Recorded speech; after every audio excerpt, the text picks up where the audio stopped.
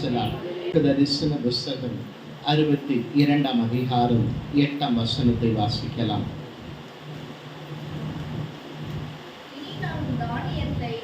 இனி நான் உன் தானியத்தை உன் சத்துருக்களுக்கு ஆகாரமாக கொடேன், உன் பிரயாசத்தினால் ஆகிய உன் திராட்சரசத்தை அந்நிய புத்திரர் குடிப்பதும் இல்லை என்று கர்த்தர் தமது வலது கரத்தின் மேலும் தமது வல்லமையுள்ள புயத்தின் மேலும் ஆணையிட்டார். பிரைசலார்.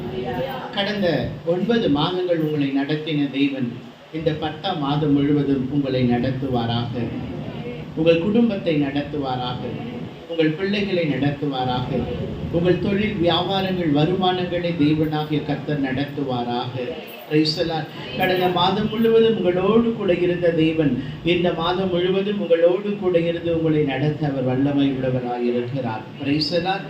பிரைசலார். இந்த மாதத்தின் வாக்குத்தத்தம் ஏசாயா தீர்க்கதரிசன புஸ்தகம் 62 அதிகாரம் 8 வசனம் சொல்லுகிறது, இனி நான் உன் தானியத்தை உன் சத்துருக்களுக்கு ஆகாரமாக நான் கொண்டேன். பிரைசலார். பிரைசலார். கடந்த 9 மாதங்கள் நீங்கள் சம்பாதித்த பணங்கள் பல சத்துருக்களுக்கு அது ஆகாரமாய் போயிருக்கலாம். வேதம் சொல்லுகிறது, அதிகமாய் சம்பாதித்து கொண்டு வந்தும் கொஞ்சம் தான் என் கையில் இருக்கிறது.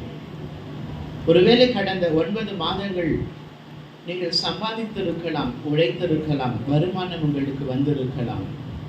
ஆனால் நீங்கள் உழைத்த அந்த சம்பாத்தியத்தின் ஊதியத்தையும் அந்த ஆசீர்வாதத்தையும் சத்துருக்களுக்கு அது போயிருக்கலாம். மருத்துவ செலவுகள் எவ்வளவு சம்பாதித்தாலும் போதாத ஒரு சூழ்நிலை. ஒவ்வொரு மாதமும் வீண் செலவுகள், மருத்துவ செலவுகள், சம்பாதிக்கிற பணங்கள் எல்லாம் வீணாக செலவழிந்து போகிறது.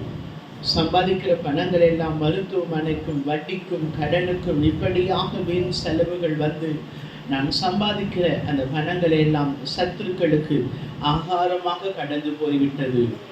நான் சம்பாதித்த பணங்கள் எனக்கு ஆசீர்வாதம் இல்லை, நான் சம்பாதித்த பணங்கள் எனக்கு பிரயோஜனம் இல்லை, அதை அந்நியரும் சத்துருக்களும் அதை அனுபவித்துக் கொண்டிருக்கிறார்கள் என்று கடந்த 9 மாதங்களில் இப்படிப்பட்ட ஒரு சூழ்நிலையிலே நீங்கள் வாழ்ந்து கொண்டிருப்பீர்கள் என்றால், இந்த மாதத்திலே கர்த்தருடைய வாக்குத்தத்தம் சொல்லுகிறது, உன் ஆகாரத்தை தேவன் இணை சத்துருக்களுக்கு ஆகாரமாக கொடுக்க மாட்டார். உன் தானியத்தை சத்துருக்களுக்கு தேவன் ஆகாரமாக கொடுக்க மாட்டார். கடந்த நாட்களிலே பட்சித்த எல்லா சத்துருக்களின் ஆசீர்வாதத்தை மறுபடியும் தேவனாகிய கர்த்தர் உங்களுக்கு கொடுப்பாராக.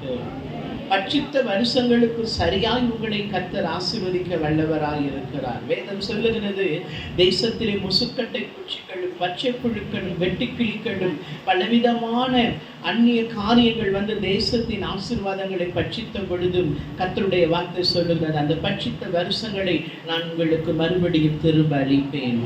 நீங்கள் எவ்வளவு சம்பாதித்து வீணாக சத்துருவுக்கு அதை ஆகாரமாக அந்த ஆசீர்வாதங்கள் கொடுக்கப்பட்டிருக்கலாம்.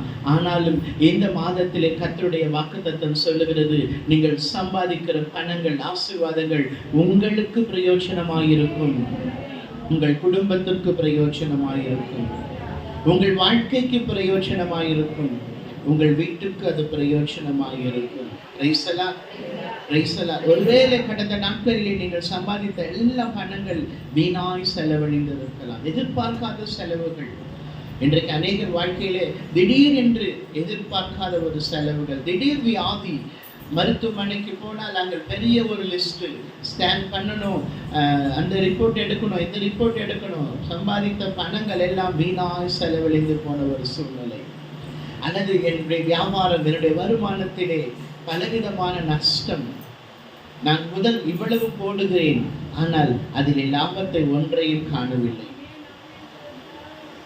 என் பிஸ்னஸ்ல, என் வியாபாரத்துல எத்தனையோ முதலீடுகளை நான் செலுத்துகிறேன், கடன் வாங்கி முதலீடு போடுகிறேன். ஆனால் அந்த வியாபாரம் முடிந்து நான் பார்க்கும் பொழுது அதை நஷ்டத்தை தான் நான் பார்க்கிறேன், வருமானத்தை நான் பார்க்கவில்லை. என்னுடைய தானியங்கள், என்னுடைய எல்லா ஆசீர்வாதங்கள் எல்லாம் சத்ருவுக்கு ஆகாரமாய் போய் கொண்டிருக்கிறது. எந்த வழியாய் வருகிறது என்று அந்த பிரச்சனைகள் எனக்கு தெரியவில்லை. எவ்வளவு சம்பாதித்து வந்தாலும் என் குடும்பத்தில் ஆசீர்வாதம் இல்லை, என் வாழ்க்கையில் ஆசீர்வாதம் இல்லை, என் குடும்பத்துக்கு அது பிரயோஜனமாய் இல்லை என்று மனம் கலங்கி கொண்டு, வேதனைப்பட்டு கொண்டு, மற்றவர்களை பார்க்கும் பொழுது அவர்கள் போல் ஆசீர்வாதம் எனக்கு இல்லையே என்று கலங்கி கொண்டிருக்கிற தேவனுடைய பிள்ளைகளே, கர்த்தருடைய வார்த்தையை கேட்டுக்கொண்டிருக்கிற தேவ ஜனங்களே, கடந்த நாட்களிலே சத்ருவானவனும் வியாதியும் பலவிதமான அந்நிய காரியங்களிலே உங்களுடைய ஆசீர்வாதங்கள் எல்லாம் வீணாய் அழிந்து போயிருக்கலாம். இந்த மாதத்திலே கர்த்தர் சத்துரிடத்தில் எல்லாம் சத்ரு பட்சித்த எல்லா ஆசீர்வாதங்களை தேவனாகிய கர்த்தர் உங்களுக்கு மறுபடியும் திருப்பி கொடுப்பாராக. நீங்கள் இழந்து போன எல்லா ஆசீர்வாதங்களை தேவன் கொடுக்க அவர் வல்லமையுள்ள தேவனாக இருக்கிற எல்லா ஆசீர்வாதங்களை தேவன் உங்களுக்கு திருப்பி கொடுப்பாராக. சத்ரு உங்களிடத்தில் என்னென்ன காரியங்களை பட்சித்தானோ அந்த பட்சித்த எல்லா காரியங்களை தேவனாகிய கர்த்தர் உங்களுக்கு கொடுத்து வழி நடத்துவாராக. வாசிக்கலாம் லூக்காவின் சுவிசேஷம் 10ஆம் அதிகாரம் 19ஆம் வசனத்தை வாசிக்கலாம். இதோ சர்ப்பங்களையும் தேள்களையும் மிதிக்கவும் சத்துருடைய சகல வல்லமையை மேற்கொள்ள நான் உங்களுக்கு அதிகாரம் கொடுக்கிறேன், ஒன்றும் உங்களை சேதப்படுத்த மாட்டாது. ஒன்றும் உங்களை சேதப்படுத்தாதபடிக்கு கடந்த நாட்களிலே உங்கள் வாழ்க்கையை எதையெல்லாம் சேதப்படுத்தினதோ, என்னென்ன காரியங்கள் எல்லாம் சேதப்படுத்தினதோ, வியாதி பலவீனம் உங்கள் வாழ்க்கையை சேதப்படுத்தி இருக்கலாம், கடன் பிரச்சனை பண பிரச்சனை உங்கள் வாழ்க்கையை சேதப்படுத்தி இருக்கலாம், சமாதான குறைவுகள் உங்கள் குடும்பத்தை உங்கள் இருதயத்தை சேதப்படுத்தி இருக்கலாம். இவைகள் எல்லாம் சத்ருவானவனால் வந்த பிரச்சனைகள், போராட்டங்கள். இந்த மாதத்தில் கர்த்தருடைய வார்த்தை சொல்லுகிறது, உங்களை ஒன்றும் சேதப்படுத்தாது. வேதம் சொல்லுகிறது, பிசாசானவன் எவனை விழுங்கலாம் என்று கர்ஜிக்கிற சிங்கத்தை போல வகை தேடி சுற்றி திருகிறான். பிசாசானுடைய கிரியைகளை அழிக்கும்படியாக தேவகுமாரனாகிய இயேசு வெளிப்பட்டார். பிசாசை இயேசு கிறிஸ்து சிலுவையிலே அடித்தார். பிசாசின் தலையை இயேசு கிறிஸ்து சிலுவையிலே நசுக்கி போட்டார். பிசாசனுடைய தந்திரங்களை எல்லாம் தேவன் முறியடிக்க வல்லவராயிருக்கிறார். கடந்த நாட்களிலே, கடந்த மாதங்களிலே உங்களுடைய ஆசீர்வாதங்களை எல்லாம் சத்துரு பட்சித்திருக்கலாம், உங்களுடைய ஆசீர்வாதங்களை எல்லாம் பிசாசானவர் வஞ்சித்திருக்கலாம் பல வழிகளிலே.